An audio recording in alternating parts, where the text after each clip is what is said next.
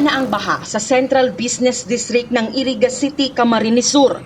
Nagbukas na muli ang mga establishmento at nagpapatuloy na muli sa pagbangon ang mga Irigenyo sa pinsala ng bagyong Ulysses at Rolly. Digdi sa in front kang LCC, na-experience ta dyan itong almost 1.5 meters.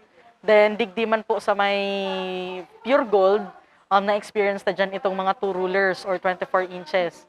Digdi po sa may Petron, mga 1 ruler or 12 inches.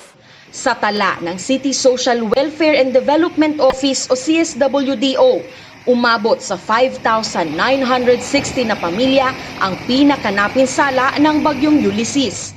Agad nagsagawa ng relief distribution ng tanggapan na may kasama ring trapal. Right after the typhoon, alas 6 pa lang po ng aga, nag-iikot na kami. So tigdumanan mi po talaga sa mga evacuees, iyo po ang tigtawan na ng mga relief goods. Taigwa po kitang nakuha sa DSWD ng 1,000 packs. Yun po yung unang tig-distribute ni plus yung LGU goods. Kasama po namin ang mga taga-Lamidalya!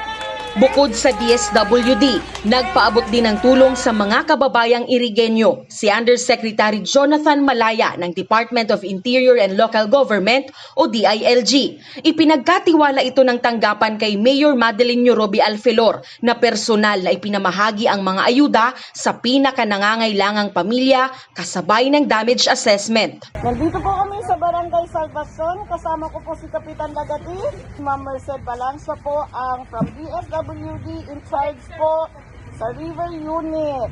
Mamimigay po kami ng mga goods galing po kay Yusek Malaya. Ay purong taga-Iriga.